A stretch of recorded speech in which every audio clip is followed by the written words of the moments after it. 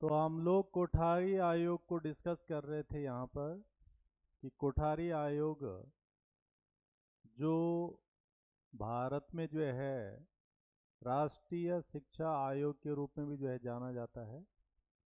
और इस आयोग के द्वारा बहुत वृहद स्तर पर सुझाव दिए गए थे, प्राथमिक शिक्षा से लेकर के उच्च शिक्षा के में सुधार के लिए, बदलाव के लिए, परिवर्तन के लिए।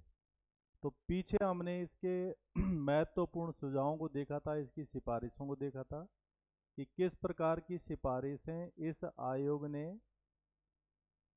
इसके लिए की थी। इसमें जो है ये सिफारिशें हमने पीछे डिस्कस कर ली थी।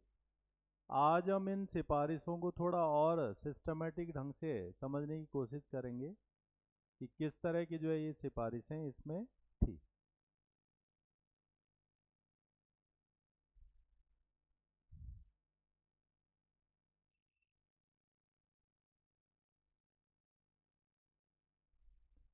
तो कोठारी आयोग ने जो सिफारिशें अपनी दी थी, अगर हम इनको खंडों के हिसाब से देखें या भाग के हिसाब से देखें तो ये सिफारिशें मूल रूप से 8 खंडों में जो है प्रस्तुत हुई थी।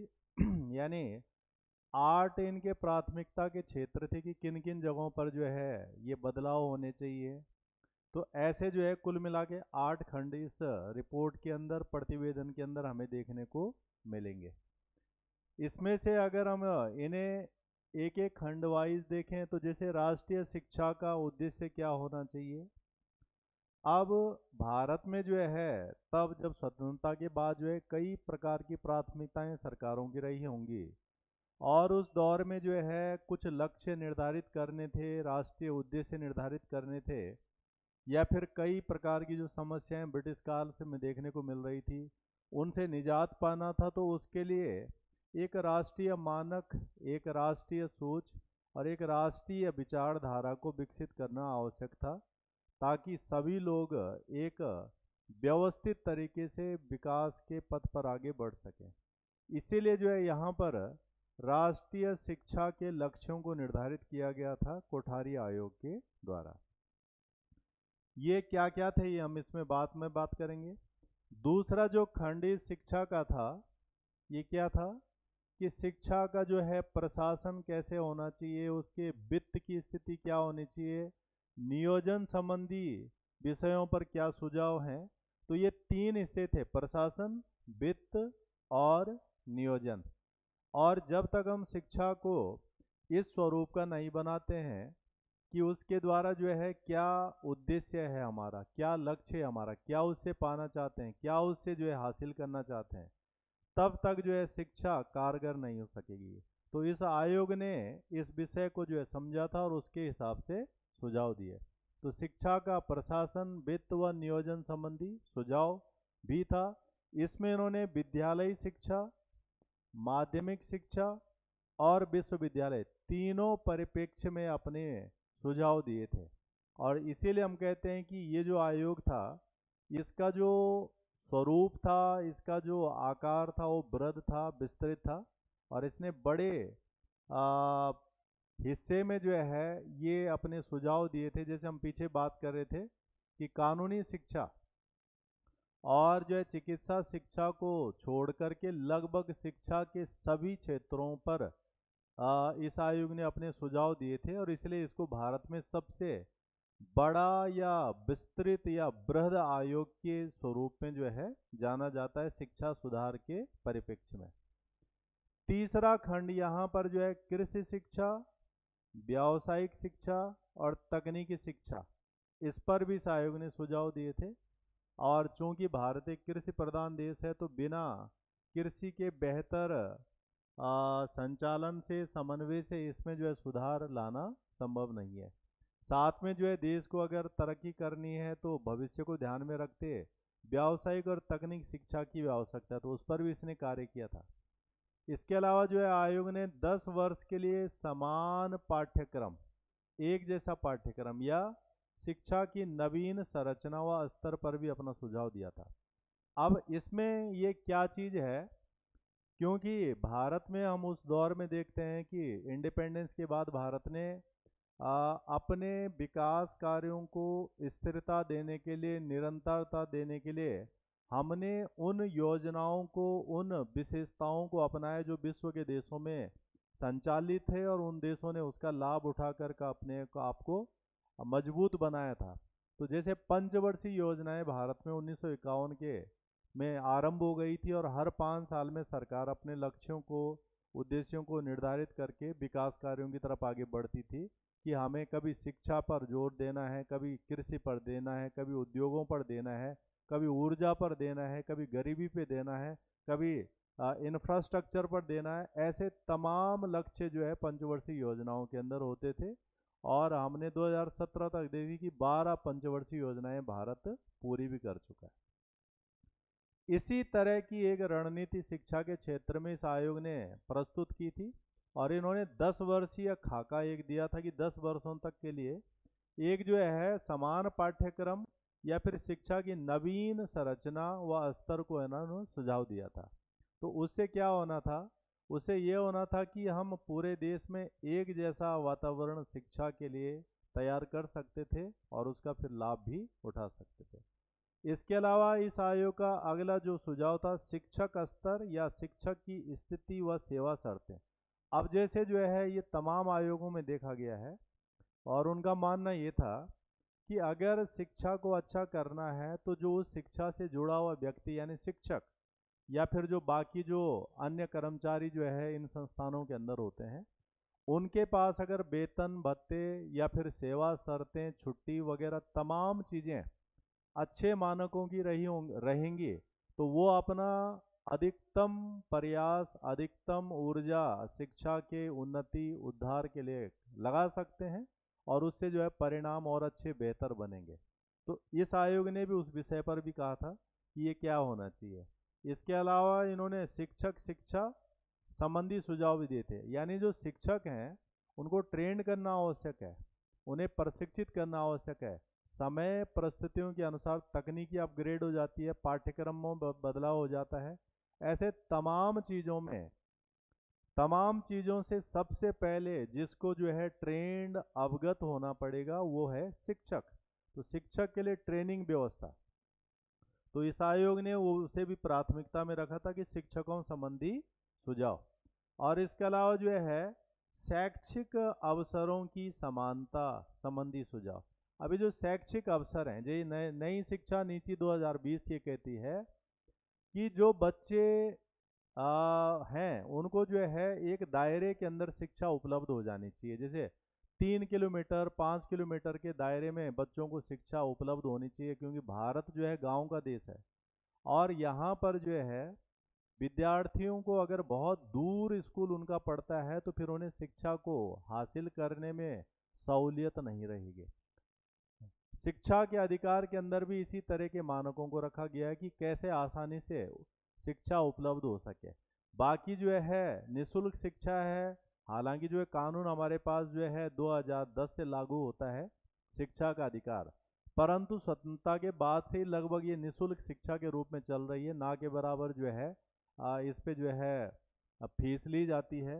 तो इस अवसर पर, इन अवसरों पर भी इन्होंने जो है कहा था कि कैसे जो है शिक्षा हर ज़रूरतमंद के लिए जो है उपलब्ध हो। और जैसे नई शिक्षा नीति यहाँ तक कहती है कि ड्रॉप आउट रेट अगर घटाना है, यानी जो बच्चे एक बार स्कूल में आते हैं और कुछ समय बाद जो है स्कूलों को छोड़ देते हैं कुछ न कुछ समस्याओं के कारण, अगर हमने उन समस्याओं को जो है बिल्कुल गौर न किया और सिर्फ कानून के हिसाब से जो है एडमिशन देने या री एडमिशन लेने में जो है मानकों में शिथिलता नहीं रखी, तो फिर जो है शिक्षा लोग नहीं ले पाएंगे। तो जो है ड्रॉप आउट को घटाने के लिए ये कहा गया कि किसी भी स्तर पर जो है री एडमिशन दिया जाए, यानी कैसे विद्यार्थियों को, ज़रूरतमंदों को शिक्षा मिल सके, ऐसा ही ध्यान इस आयोग ने भी दिया था। और लास्ट 8वां जो इनका रिकमेंडेशन था खंड में, स्त्री शिक्षा, प्रौढ़ शिक्षा व समाज शिक्षा संबंधी सुझाव। अब क्या है कि भारत 1951 की जनगणना में कहता है कि जो भारत की जो साक्षरता दर है वो बहुत सामान्य थी, बहुत जो है 18-20% के आसपास जो है लिटरेसी थी। और उस लिटरेसी में भी जो है महिलाओं की शिक्षा और ज़्यादा खराब थी। तो इसलिए हर आयोग ने स्त्री शिक्षा, वुमेन एजुकेशन पर जो है काफ़ी ज़्यादा फोकस किया या उसको प्राथमिकता में रखा था। कोठारी आयोग ने भी इस पर जो है प्राथमिकता रखी थी कि महिला शिक्षा को कैसे बढ़ाया जाए। और आज भी जो है हम देखते हैं कि हमारी सरकारें जो है बहुत सारी योजनाएं इस प्रकार से लाती है। बेटी बचाओ बेटी पढ़ाओ जैसी योजना आज के दौर में जो है चल रही है, इस आधुनिक दौर में चल रही है, 21वीं शताब्दी में चल रही है। तो कहीं ना कहीं भारत में अभी भी स्त्री शिक्षा को और अच्छा करने की आवश्यकता है।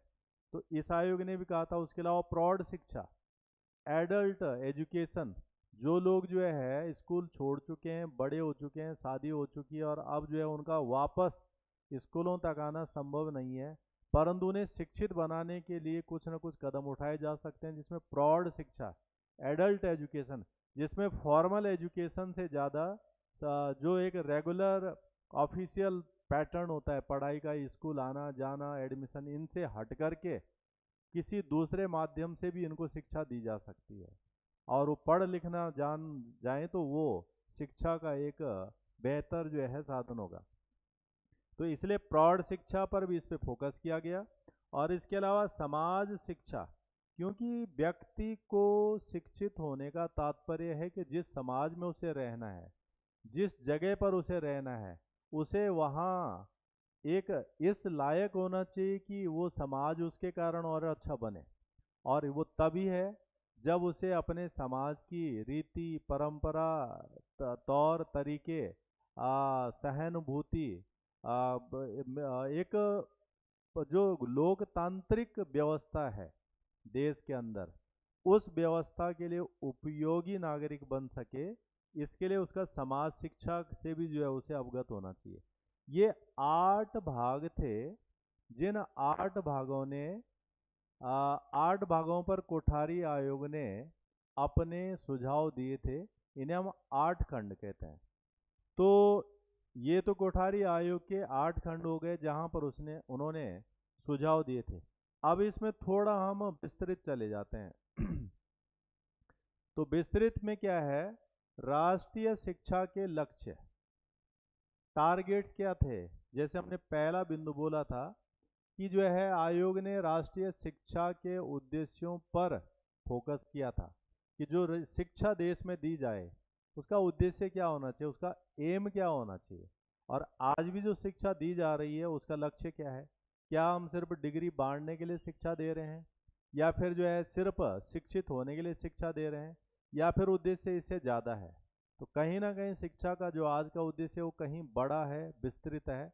और उसके अंतर्गत जो है एक तो उसे कौशल युक्त बनाना है, सूचना युक्त बनाना है, सामाजिक रूप से उसे सक्षम बनाना है, लोकतांत्रिक व्यवस्था के लिए उसे नागरिक बनाना है, और तकनीकी रूप से उसे सबल बनाना है। ऐसे तमाम तरह की बातें उसके अंदर होनी चाहिए। ऐसा जो है आज की डेट में शिक्षा का उद्देश्य है। तो इस राष्ट्रीय शिक्षा का लक्ष्य क्या था, शिक्षा द्वारा उत्पादकता में वृद्धि करना। अब उत्पादकता का मतलब क्या है, प्रोडक्टिविटी। उत्पादकता का मतलब ये है कि जो व्यक्ति जिस भी क्षेत्र में जाता है शिक्षित होने के बाद, वो उस क्षेत्र के लिए उपयोगी हो। अगर आप कल को एक शिक्षक बनते हैं तो आपकी शिक्षा ऐसी होनी चाहिए कि आप जिनको पढ़ाएं उनको काबिल बना सकें, योग्य बना सकें, मजबूत बना सकें और उनका भविष्य उज्जवल हो सके। उत्पादकता बढ़नी चाहिए, यानी प्रगति होनी चाहिए, ग्रोथ आनी चाहिए, तरक्की होनी चाहिए। ऐसी शिक्षा का ऐसा हमारी शिक्षा का लक्ष्य होना चाहिए। तो चाहे वो इंजीनियर बने, चाहे डॉक्टर बने, चाहे फिर कोई दूसरे क्षेत्र में जाए, किसी भी क्षेत्र में जाए वो उत्पादक हो, वहाँ पे प्रोडक्टिव हो, यानी अच्छाई बढ़े। जैसे हम कह रहे हैं कि विश्व में जो देश हैं वो विकासशील से लेके अल्प विकसित से लेकर के विकसित की तरफ जाते हैं। विकसित का कंसेप्ट क्या है, विकसित जमीन नहीं होती है, वही जमीन पूरे विश्व के अंदर जो जमीन, पेड़ पौधे, मिट्टी, पहाड़, नदियां भारत में हैं, वही अमेरिका में है, वही नेपाल में है, वही अफ्रीका के किसी देश में है। तो फिर विकसित कैसे हुआ अमेरिका, या विकसित कैसे हुआ ब्रिटेन, जो नागरिक हैं, जो लोग हैं, वो कितने क्षमतावान बने हैं।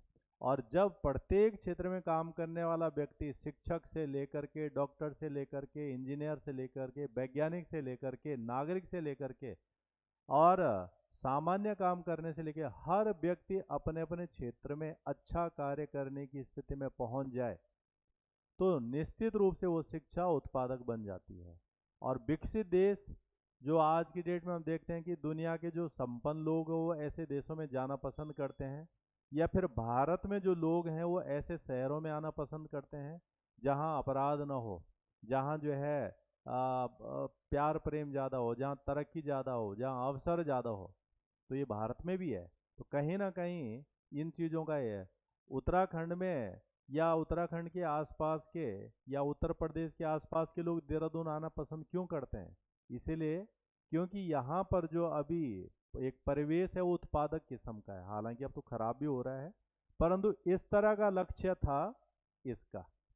दूसरा, शिक्षा द्वारा सामाजिक तथा राष्ट्रीय एकता को सुदृढ़ करना। अब शिक्षा ही वही चीज है कि जिस देश में कई धर्म के लोग, कई जाति के लोग, कई वर्ग के लोग, कई क्षेत्र के लोग रहते हैं, उस क्षेत्र में, उस ऐसे देश में उन नागरिकों को अगर हम इस काबिल ना बना सकें कि जिससे सामाजिक जो हमारा ढांचा है ताना बाना है, अलग अलग परंपरा, अलग अलग रीति रिवाज, अलग अलग कर्मकांड, अलग अलग जो है त्यौहार, ये सब धर्मों के अलग अलग हैं। इसके बावजूद जो है सबके बीच में एक भाईचारे की स्थिति बनी रहनी चाहिए। राष्ट्रीय एकता, देश सबसे ऊपर होना चाहिए। अगर जो है किसी देश के नागरिकों के लिए धर्म बड़ा हो गया, जाति बड़ी हो गई है, क्षेत्र बड़ा हो गया है, अपने लोग बड़े हो गए हैं, तो वो देश तरक्की नहीं कर सकता है। देश तरक्की तभी करेगा जब लोगों के अंदर राष्ट्रीय भावना हो, एकता की भावना हो, आगे बढ़ने की भावना हो, तरक्की करने की भावना हो। और ये जो भावनाएं हैं, ये फीलिंग है जो हम लोग मोहल्लों में, शहरों में, गांव में रहते हैं, और इन तमाम जगहों पर कई नेचर के लोग होते हैं। कुछ ये चाहते हैं कि हमारा गांव तरक्की करे, मोहल्ला तरक्की करे, राज्य तरक्की करे, देश तरक्की करे। कुछ लोगों में नकारात्मकता ज़्यादा होती है, हमारी तरक्की हो ना हो, सामने वाले की नहीं होनी चाहिए। तो कहीं ना कहीं उसमें शिक्षा की ऐसी कोई कमी है, परंपराओं की ऐसी कमी है, रीति रिवाजों की ऐसी कमी है, जिसके कारण उसके अंदर नकारात्मकता ज़्यादा है। वो नकारात्मकता हटाने का तरीका भी फिर एक वही है, शिक्षा। तो इन आयोग ने इसको भी जो है लक्ष्य रखा था। तीसरा क्या था राष्ट्रीय शिक्षा का उद्देश्य? शिक्षा द्वारा लोकतांत्रिक गुणों का विकास होना चाहिए। लोकतांत्रिक का मतलब ये हुआ कि सब, के हर किसी को एक अवसर मिले। लोकतंत्र क्या कहता है कि जनता का शासन, जनता की हिसाब से सारी चीज़ों का होना, और जनता उसमें व्यवस्थित होनी चाहिए। अगर कोई ये कहे कि मेरी मेरी तरक्की हो, मैं जो है पैसा कमाऊं, हमारे लोगों को लाभ हो, तो लोकतंत्र जो है चल नहीं पाएगा। तो ऐसे लोकतंत्र जहाँ पर हर एक आदमी हर एक के लिए अच्छा सोचे, अच्छा कल्पना करे, अच्छा अवसर जो है जो जिसका जो अवसर है उसका दे, ऐसी व्यवस्था के लिए शिक्षा की जरूरत है। तो ये भी एक राष्ट्रीय शिक्षा का उद्देश्य बताया था कोठारी आयोग ने। इसके अलावा शिक्षा द्वारा राष्ट्र का आधुनिकीकरण। अभी शिक्षा ही है जिससे जो है आधुनिकीकरण, मतलब भविष्य या बिल्कुल आगे के दौर के हिसाब से बिल्कुल अपडेट होना। जैसे आज का जो दौर है वो अंतरिक्ष है। अगर कोई देश उपग्रह नहीं बना पा रहा है, अंतरिक्ष में नहीं दे पा रहा है, तो वो तमाम सहूलियतें अपने नागरिकों को नहीं दे पाएगा। ये मोबाइल हम यूज़ कर पा रहे हैं, ये ऑनलाइन सिस्टम के द्वारा शिक्षा ले पा रहे हैं, ये आधुनिकीकरण की विशेषता है। तो आधुनिकीकरण का अगर हमें चरम सुख हासिल करना है तो उसके लिए भी शिक्षा ही एक माध्यम है। तो शिक्षा ऐसी होनी चाहिए जो तकनीकी विकास करे, व्यावसायिक विकास करे, कौशल विकास करे, सोच का विकास करे, हर चीज़ का। तो ये भी इसका लक्ष्य था। और हमने यानी भारत ने जो शिक्षा का अधिकार राइट टू एजुकेशन 2010, हालांकि वो कानून 2002 में पारित हो गया था, लागू हुआ 2010 में। उसका भी लक्ष्य यही था कि हम आधुनिकीकरण को कैसे हासिल करें जब तक बेसिक शिक्षा प्राप्त नहीं होगी, इसलिए 6 से 14 साल के बालकों के लिए निःशुल्क शिक्षा का प्रावधान आता है। और विश्व में बहुत सारे विकसित देश ऐसे हैं जहाँ पर बॉटम से लेकर हायर एजुकेशन तक सरकार उपलब्ध कराती है ताकि शिक्षा हर हाल में लोगों को मिले। भारत में भी सरकारी व्यवस्था के अंदर लगभग यही है, परंतु उसका जो एक स्टैंडर्ड होना चाहिए उसे और बेहतर करने की ज़रूरत है। और इसके अलावा जो पांचवा इन्होंने लक्ष्य बताया था कि शिक्षा द्वारा सामाजिक, नैतिक और आध्यात्मिक मूल्यों का भी विकास होना चाहिए। अब इसमें क्या है, सामाजिक सामाजिक तो हम पीछे बात करें, नैतिकता, मॉरलिटी एक बहुत बड़ा विषय है। बहुत सारे लोग ऐसे होते हैं या बहुत सारे नागरिक ऐसे होते हैं कि उनमें इतना नैतिक बल होता है कि उन्हें पता है कि मेरी ये नौकरी है और मुझे इस नौकरी की तनख्वाह मिलती है और मुझे इस काम को बढ़िया से करना है और ऐसा करना है ताकि जो है ये जो है काम और अच्छा होता है। प्रत्येक नागरिक के अंदर अगर ये भावना आ जाए कि जो जिसका काम है वो उसे अधिकतम क्षमता के साथ में संपन्न करे, तो देश में समस्या ही नहीं आएगी। विकसित देशों में यही विशेषता है कि वहाँ पर हर एक नागरिक अपना अपना काम पूरा करता है। सफाई करने वाला सफाई कर रहा है, क्लर्क का काम करने वाला क्लर्क, इंजीनियर, चिकित्सक, हर एक व्यक्ति अपने कार्य को सर्वोच्च प्राथमिकता के साथ में पूरी कर रहा है। तो ये जो एक नैतिकता है, नैतिक गंदगी नहीं फैलानी है, ये नहीं करना है, वो नहीं करना है। और इसके साथ में आध्यात्मिक मूल्यों का विकास, स्पिरिचुअल वैल्यूज, क्योंकि भारत एक ऐसा देश है जिसको पूरे विश्व में जो है आध्यात्मिक देश के रूप में मानता है। ये ऋषि मुनि यहीं होते हैं। ऐसे ऋषि मुनि हमें अमेरिका में नहीं मिलेंगे, यूरोप में नहीं मिलेंगे। तो ऋषि मुनि हैं और इनकी जो है विचारधाराएं हैं, इनकी कई सारी विशेषताएं हैं। हमारे तीर्थ स्थल हैं, धार्मिक स्थल हैं, देवभूमियाँ हैं, ऐसे तमाम चीज़ें हैं जिनसे कहीं ना कहीं भारतीय लोगों को एक शक्ति मिलती है, एक दिशा मिलती है, एक मार्गदर्शन मिलता है और उसके कारण भी कई तरह के प्रगति के पथ खुलते हैं। तो ये भी लक्ष्य है राष्ट्रीय शिक्षा का। ये जो है पांचों लक्ष्य बताए थे कोठारी आयोग ने कि हमारा जो राष्ट्रीय शिक्षा होगी उसका लक्ष्य क्या होगा, उसका उद्देश्य क्या होगा, उसके ऑब्जेक्टिव्स क्या होंगे, ये इसके अंदर बताया था इस आयोग ने। यहाँ से किसी को कोई क्वेश्चन डाउट है तो पूछ लीजिए। कुछ पूछना है इसमें?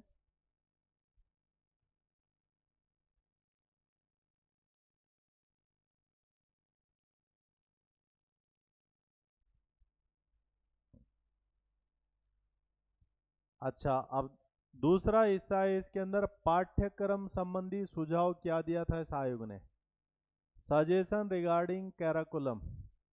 तो पाठ्यक्रम क्या होना चाहिए ये मैंने पीछे भी वैसे समझाया था। तो इन्होंने जो है ये जो हमारे शिक्षा के स्तर होते हैं कि प्राथमिक स्तर हो गया, माध्यमिक स्तर हो गया और उच्च स्तर हो गया, फिर उनके अंदर डिवीजन होते हैं। तो उस तमाम हिस्सों में इन्होंने जो है अपने सुझाव दिए थे कि क्या क्या चीज़ें ध्यान देने वाली होनी चाहिए शिक्षा के पाठ्यक्रम में। तो जैसे इन्होंने कहा कि जो पूर्व प्राथमिक स्तर होता है जब उसके लिए सिलेबस बनाया जाए, पाठ्यक्रम बनाया जाए, तो किन चीज़ों को प्राथमिकता के साथ में उसमें लाने की कोशिश करनी चाहिए और उनके द्वारा वो उद्देश्य हासिल करने चाहिए। तो पूर्व प्राथमिकता के लिए इन्होंने कहा था कि जैसे खाने और पहनने का कौशल विद्यार्थियों में कैसे आए, खाने और पहनने का। और यही कारण है कि स्कूलों में पहले पेरेंट्स बोलता है कि पहले बच्चे को उठना बैठना तो आ जाए, पहनना क्या है, खाना कैसे है, ये चीज़ें। तो इन्होंने भी ये कहा था कि खाने और पहनने का कौशल कैसे आए बच्चों में, उसको ध्यान में रखा जाना चाहिए, सिलेबस इसके लिए होना चाहिए। दूसरा, सफाई, जो क्लीनलीनेस ड्राइव है। और आज भारत को जो है राष्ट्रीय स्तर की योजनाएं तक चलानी पड़ रही हैं देश में, ताकि जो है सफाई हो सके। तो ये भी एक विषय है, तो इस पर भी इन्होंने गौर किया था। उसके अलावा बातचीत करने का तरीका, सामाजिक व्यवहार क्या हो, इसके आधार पर पाठ्यक्रम होना चाहिए। खेलकूद क्या क्या होने चाहिए, और सृजनात्मक कार्य, क्रिएटिव वर्क, यानी सोचने वाली प्रवृत्ति को लाना, ये तमाम बातें होनी चाहिए पूर्व प्राथमिक स्तर के पाठ्यक्रम में। तो बहुत महत्वपूर्ण है, अगर जो है स्कूलों में इन चीज़ों को प्राथमिकता में रखा जाए कि विद्यार्थियों में ये तमाम बातें विकसित होनी चाहिए, तो बाद में जो हम कहते हैं कि ये संस्कारहीन बच्चा है, इसमें ये नहीं है, इसमें वो नहीं, उसमें वो नहीं है, वो तमाम समस्याएं जो है सॉल्व होना शुरू हो जाएंगी। और बाद में जब यही लोग बड़े नागरिक बनेंगे, बड़े पदों पर आएंगे, बड़ी जिम्मेदारियों पे आएंगे, तो ऐसी तमाम खूबियां इनके अंदर रहेंगी, जिसके कारण जो है सब कुछ बेहतर होने की संभावना बन सकती है। दूसरा, इन्होंने प्राथमिक स्तर, अब ये पूर्व प्राथमिक तो हो गया, दूसरा इन्होंने प्राथमिक स्तर के लिए क्या सुझाव दिया था कि पाठ्यक्रम में क्या प्राथमिकता होनी चाहिए इसमें। तो यहाँ इन्होंने कहा कि एक तो जो है मातृभाषा यानी क्षेत्रीय भाषा में जो है शिक्षा दी जानी चाहिए, पाठ्यक्रम इस तरह का होना चाहिए। व्यावहारिक गणित यानी जो एक प्रैक्टिकल मैथमेटिक्स होती है, जो हमें चाहिए होती है सामान्य चीज़ों को जाने, उस पर जो है इन्होंने कहा। तीसरा ने कहा भौतिक पर्यावरण का अध्ययन। आज तो खैर जो है इन्वायरमेंट एक ऐसा विषय बन गया है जिसे कंपलसरी सब जगह पर जो है पढ़ने के लिए कहा जा रहा है और पढ़ाई भी जा रहा है। परंतु इस आयोग ने तब इन चीज़ों को महसूस किया था कि बिना हम पर्यावरण को बनाए रखने के बिना बनाए रखे अच्छा तरक्की नहीं कर सकते हैं। कोई सी भी तरक्की हो जाए, पर्यावरण का मजबूत बना रहना, अच्छा होना आवश्यक है। नहीं तो जो है जैसे हम आज देख रहे हैं कि शहरों की स्थिति खराब होती जा रही है, लोग दिल्ली से भाग रहे हैं, या फिर जो है कई सारे और शहरों से लोग जो है पलायन करने के लिए मजबूर हो रहे हैं कि इन शहरों में रहने लायक स्थिति नहीं है। तो कहीं ना कहीं इन शहरों ने, इन जगहों ने पर्यावरण को प्राथमिकता नहीं दी, महत्व नहीं दिया, सिर्फ तरक्की की अव्यवस्थित, और वही अव्यवस्थित तरक्की इन शहरों के लिए बड़ी समस्या के रूप में पनप चुकी है। तो इन्होंने जो है भौतिक पर्यावरण के अंदर जो है पानी हो गया, जो सामान्य चीज़ें जो होती हैं उन सभी चीज़ों को, जैसे दिल्ली में कहते हैं कि जो यमुना नदी वो इतनी पॉल्यूटेड है कि उस पर कहीं भी हमें जो है पानी जैसा गुण नहीं मिलेगा, ऐसा लगता है कि जैसे जो है कि नाला बह रहा हो। तो ये कमी उसी की है। उसके अलावा इन्होंने कहा सृजनात्मक क्रियाएं, रचनात्मक क्रियाएं होनी चाहिए। कई सारे जो अच्छे स्कूल माने जाते हैं, वहाँ पर बताया जाता है कि जो शिक्षा होती है वो रचनात्मक होती है, क्रिएटिव, सोचने, समझने, कल्पना करने, ऑब्जर्व करने के साथ आगे बढ़ती है। और उससे बच्चों में क्या होता है कि वो रट्टू किस्म के नहीं बनते हैं, और भविष्य में जब जाएंगे, जैसे हम देखते हैं कि दुनिया में सबसे ज़्यादा जो शोध होते हैं, रिसर्च होती हैं, नई नई चीज़ें खोजी जाती हैं, वो किस देश में होगा ऐसा? वो उस देश में होगा जहाँ के विद्यार्थी इस तरह की प्रवृत्ति लेके आगे बढ़ रहे हैं। आज हम देख रहे हैं कि चीन जरूरत से ज़्यादा तरक्की कर रहा है, हर नई चीज़ चीन से निकल के आ रही है, हर नई चीज़ जो है यूरोप और अमेरिका से निकल के आ रही है। परंतु अफ्रीका के देश, एशिया के देश ही वैसे के वैसे बैठे हैं। हम दुनिया में सबसे बड़ी पॉपुलेशन वाले देश हैं, परंतु वैज्ञानिक शोधों में हम बहुत पीछे हैं इन विकसित देशों की तुलना में। हमारे यहाँ पर कोई नया चीज़ उस दर से नहीं आता जो इन देशों में आता है। तो शिक्षा ही वो कारण है जिसके कारण ऐसा नहीं हो पा रहा है। तो इसलिए इन्होंने यहाँ पर कहा था कि ये प्रवृत्ति छोटे से होनी चाहिए, रचनात्मक, सृजनात्मक। उसके अलावा जो है कार्यानुभव का मतलब ये होता है कि जो है जो कार्य करके अनुभव हासिल होता है, प्रैक्टिकल तरह का जो है एक तरह का काम करना, वो चीज़ें। उसके अलावा समाज सेवा, सोशल जो सर्विस होती है उस पर भी जो है फोकस होना चाहिए। और इसके अलावा स्वास्थ्य, शिक्षा, खेलकूद और व्यायाम। आज की डेट में हम देखते हैं कि जो है भारत में बहुत ज़्यादा जो है केसेस बढ़ रहे हैं ब्लड प्रेशर के, या फिर शुगर के, या फिर हार्ट प्रॉब्लम के, ऐसे तमाम चीज़ें हैं। अनफॉर्चुनेट होना अलग बात है, परंतु ज़्यादातर समस्याएं जो है हमारी आदतों से जुड़ी हुई हैं।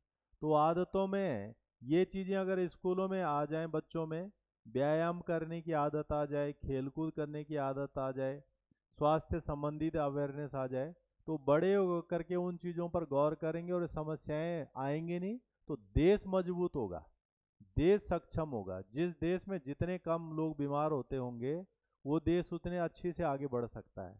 तो ये चीजें इन्होंने प्राथमिक शिक्षा के लिए सुझाव दिए थे कोठारी आयोग के द्वारा। उच्च प्राथमिक या निम्न माध्यमिक, या तो हम इसे प्राथमिक में उच्च में आ जाएं, या फिर अगर माध्यमिक में जाएंगे तो सबसे नीचे हो जाएगा ये।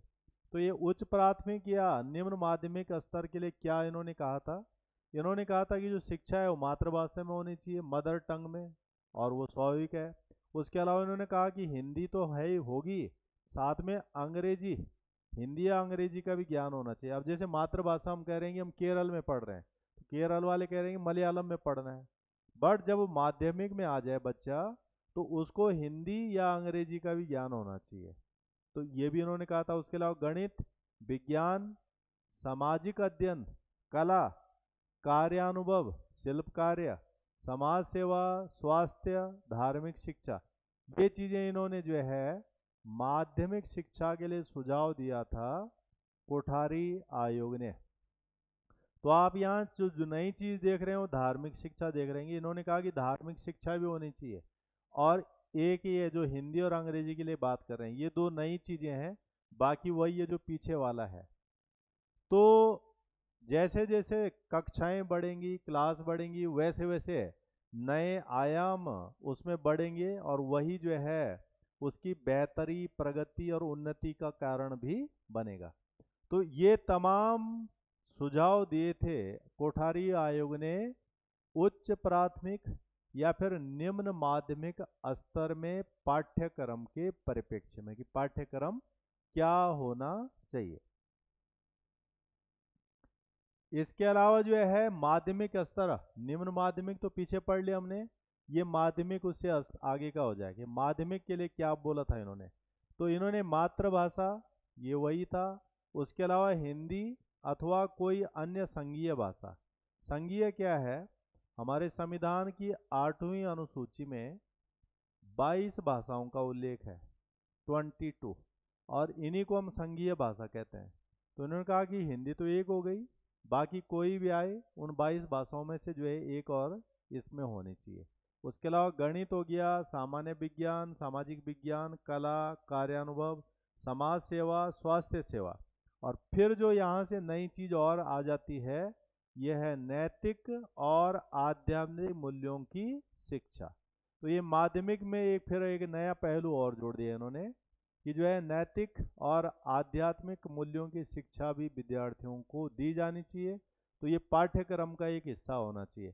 बाकी आप जो देख रहे हैं कॉमन कॉमन से हैं, कि जो उन्होंने पीछे जो है निम्न माध्यमिक और ये माध्यमिक स्तर पर है। तो ये तमाम सिफारिशें शिक्षा पाठ्यक्रम के लिए कोठारी आयोग के द्वारा दी गई थी। तो ये माध्यमिक स्तर के लिए ये सुझाव थे। उसके अलावा जो है उच्चतर माध्यमिक के लिए इन्होंने क्या कहा था? तो उच्चतर माध्यमिक ये कहा कि मातृभाषा में इसके अंदर शिक्षा होनी चाहिए। उसके अलावा उन्होंने कहा आधुनिक भारतीय संघीय भाषा, आधुनिक भारतीय जो आज के दौर में जो है ज़्यादा चल रही हूँ, ज़्यादा प्रयोग हो रही हूँ, एक साथ में उन्होंने आधुनिक विदेशी भाषा की भी बात की थी, कि जैसे अंग्रेजी है, फ्रांसीसी है, रशियन है, स्पेनिश है, फिनिश है, चाइनीज है, इनमें से कोई सी भी भाषा जो आज के दौर की हो उस पर भी जो है दिया जाना चाहिए। बीच में भारत में जो है फ्रेंच पर, स्पेनिश पर बहुत ज़्यादा फोकस हो रहा था, स्कूलों में बहुत सारी चल रही थी। हालांकि अब जब से नई सरकार आई है, ये विदेशी भाषाएं जो है स्कूलों में अब रुक गई हैं, और अब ज़्यादा प्राथमिकता हमारी अपनी स्वयं की भाषा पर ज़्यादा है, कि हम हिंदी और इस पर ज़्यादा प्राथमिकता रखें। उसके अलावा तीसरी भाषा इतिहास, भूगोल, अर्थशास्त्र, भौतिक विज्ञान, रसायन विज्ञान, ये तमाम जो हमारे जो है विज्ञान से संबंधित आधुनिक विषय हैं, ये माध्यमिक स्तर से जो है आरंभ। और यहाँ पर त्रिभाषा फॉर्मूला भी आया था। ये त्रिभाषा फॉर्मूला आप देख रहे हैं शुरू से लेकर आज तक चलता आ रहा है, परंतु अभी इसका कोई परमानेंट समाधान नहीं हुआ। त्रिभाषा फॉर्मूले में क्या था? एक तो जो है स्थानीय भाषा थी, जो भी लोकल भाषा होगी, मदर टंग। दूसरा इसमें था हिंदी, और तीसरा था इसमें इंग्लिश। ये तीन भाषाओं का फॉर्मूला था कि इसमें हमारी शिक्षा रहनी चाहिए। तो इसके लिए और इसके लिए तो जो है तैयार हैं अधिकतर सभी राज्य। इसके लिए सारे राज्य तैयार नहीं हो रहे हैं, और खासकर नॉन हिंदी स्पीकिंग जैसे दक्षिण भारत के राज्य हैं, वो इसके लिए तैयार नहीं हो रहे हैं कि वो इन दोनों में तो पढ़ना चाहते हैं अपनी स्थानीय भाषा। जैसे केरल है, तमिलनाडु है, वहाँ मलयालम ज़्यादा चलती है, तो मलयालम को में तो पढ़ते ही हैं, खैर अंग्रेजी भी पढ़ लेते हैं, हिंदी नहीं पढ़ते हैं। इसी तरह से अगर हम जो है पश्चिम बंगाल में जाएंगे तो वो अंग्रेजी पढ़ लेंगे, बांग्ला पढ़ लेंगे, पर हिंदी को जो है प्राथमिकता नहीं देते हैं।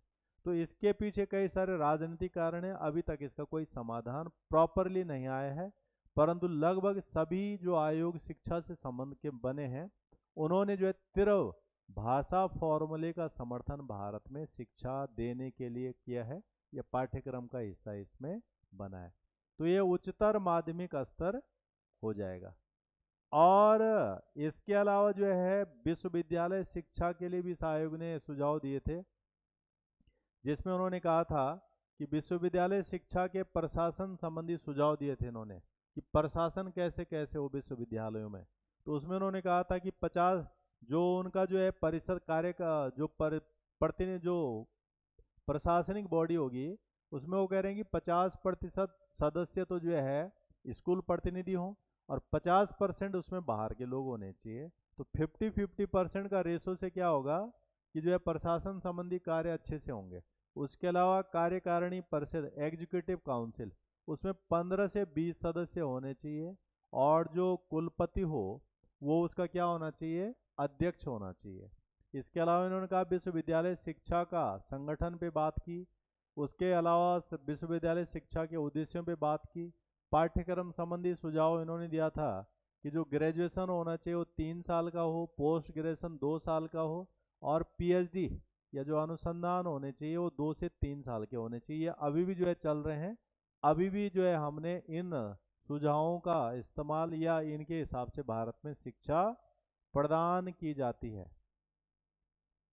और इन तमाम सिफारिशों के बाद इसका परिणाम क्या बना, इसका आउटपुट क्या आया? तो जो इस आयोग ने सुझाव दिए थे, उनका जो हमने परिणाम देखा है वो क्या देखा? राष्ट्रीय स्तर पर शिक्षा प्रणाली को कोठारी आयोग की सिफारिशों के अनुसार 10+2+3, अब तो ये बदल गया है, परंतु तब से लेकर के नई शिक्षा नीति 2020 तक में 10+2+3 ही पैटर्न चला। तो ये इसी आयोग की विशेषता है। उसके अलावा राष्ट्रीय शिक्षा नीति संसद में पारित हुई इस आयोग की सिफारिश के बाद, और इसीलिए हम जो है देखते हैं राष्ट्रीय शिक्षा नीति जो हमारी 1986 की है, वो ये राष्ट्रीय शिक्षा नीति भी कोठारी आयोग की सिफारिशों पे बनी, और भारत में शिक्षा को राष्ट्रीय निकायों द्वारा राज्य निकायों और केंद्रीय बोर्डों में विभाजित किया गया। जैसे आज हम देख रहे हैं कि हमारे पास CBSE board, ICSE board, state board, international board, ऐसे कई तरह के जो बोर्ड हैं, उन बोर्डों का जो अस्तित्व आया है उसमें भी जो है कोठारी आयोग की सिफारिशों का काफ़ी ज़्यादा महत्व रहा। तो ये तमाम बातें कोठारी आयोग के द्वारा सुझाई गई थी। उनके परिणाम भी हम इसमें देख रहे हैं कि क्या क्या परिणाम जो है ये इस आयोग की सिफारिशों के द्वारा भारत में आते हैं। तो हम कुल मिला के ये कह सकते हैं कि भारत में शिक्षा के क्षेत्र में बड़े स्तर पर सुधारात्मक कदम उठाने का कार्य सरकारों ने कोठारी आयोग की सिफारिशों के बाद किया। इसीलिए जो है ये शिक्षा के क्षेत्र में सारे पहलुओं को छूने वाला पहला प्रथम शिक्षा आयोग था। तो ये है कोठारी आयोग की विशेषताएं। यहाँ से कुछ पूछना है तो पूछ लीजिए, और नहीं तो ये कोठारी आयोग पूरा हो गया है। और अब हम इस पे जो है कल नए टॉपिक पर आएंगे।